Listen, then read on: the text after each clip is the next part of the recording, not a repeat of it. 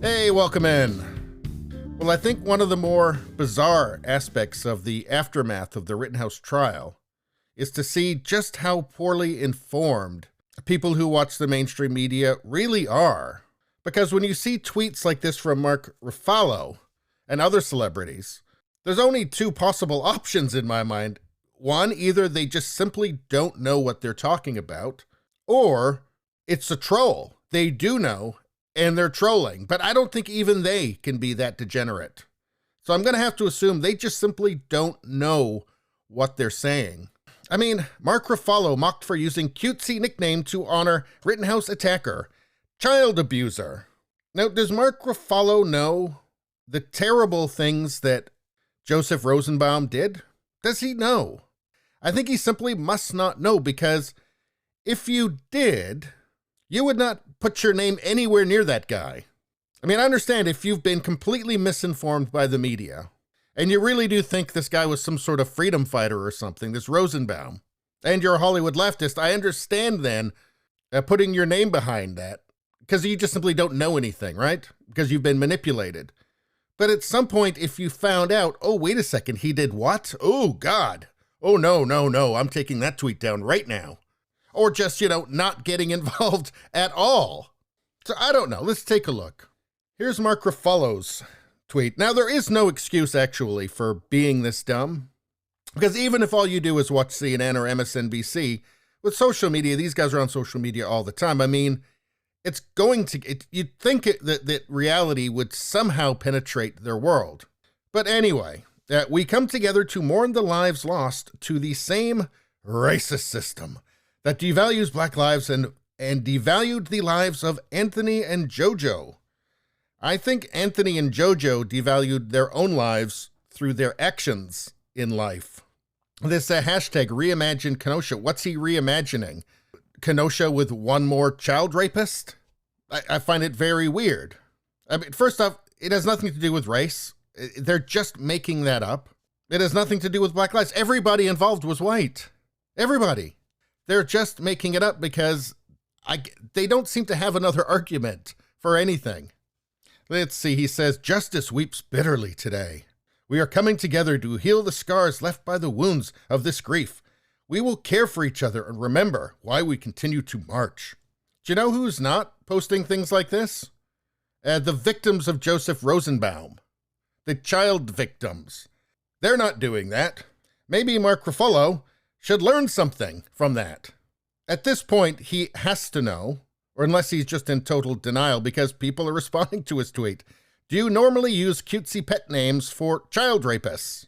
Viva Frey, who's got an excellent channel, by the way, excellent legal channel. You are a sick man, Mark. Truly sick. But thank you for letting us know who you are by using the loving nickname of a child rapist in your heartfelt eulogy to him, while exploiting the cause of African Americans to do so. Absolutely disgusting. Couldn't agree more. Here's Donald Trump Jr. This is the left, using cutesy nicknames for multiple-time convicted child molesters. JoJo is a POS pedophile who sexually assaulted 5 young boys between the ages of 9 and 11 and somehow got out of jail. But he's a really good dude who's just misunderstood. F these people. I mean, at some point, I guess, if you don't hear something from somebody like Mark Ruffalo saying, I'm sorry, I didn't realize this, that was wrong of me to say, makes you wonder just how degenerate these people really are. But anyway, so Mandalorian star Pedro Pascal is well known for his terrible takes on things. So he wasn't about to get left out on this. He memorializes Rittenhouse attackers, says they were murdered. Not true. Obviously didn't watch any of the trial. Let's see, what was he tweeting? Joseph Rosenbaum, 36, and Anthony Huber, 27, murdered August 25th, 2020. Rest in peace.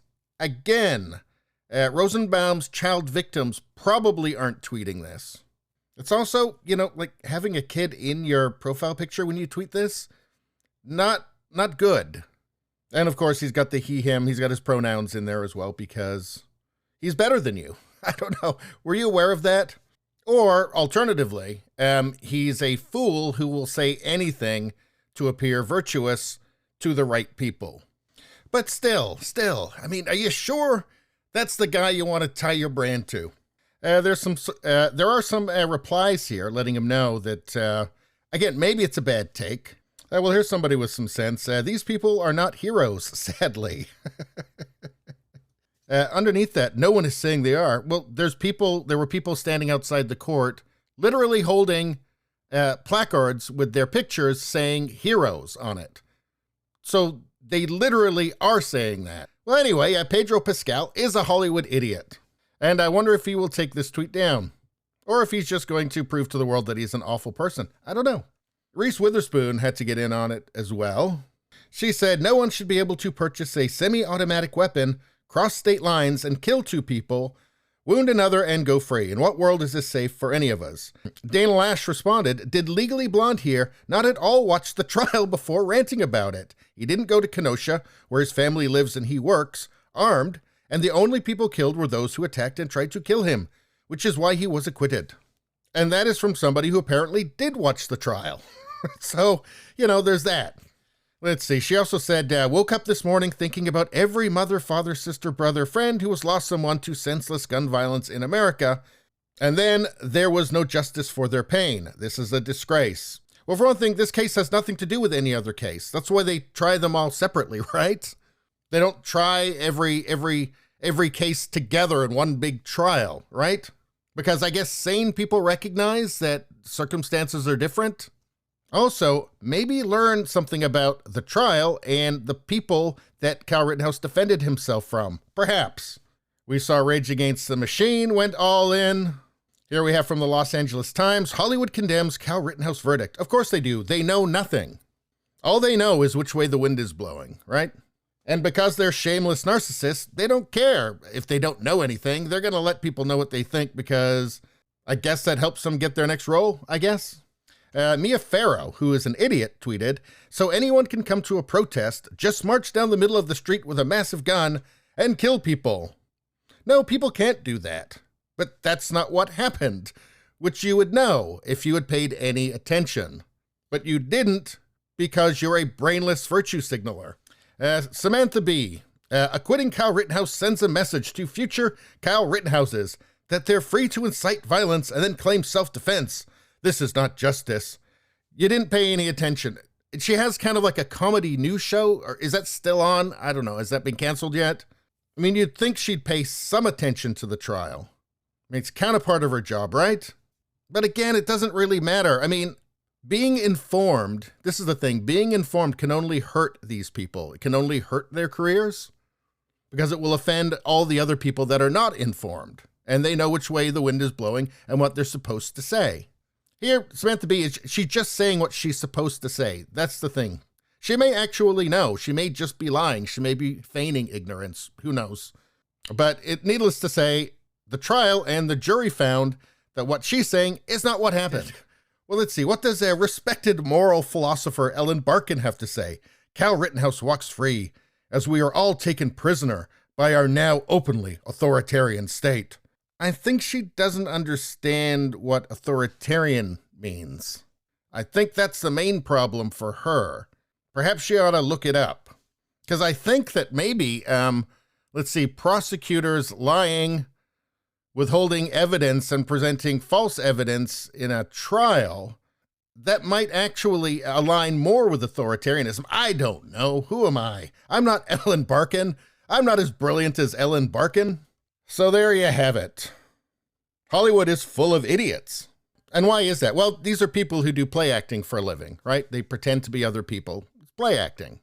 And the most important thing in that world is being seen to believe the right things so that you can keep getting work and living the lifestyle that they're accustomed to.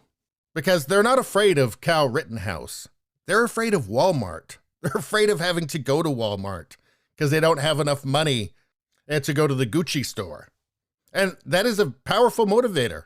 It's a powerful motivator. These people know what they have to say. If they're going to say anything, they know what it has to be.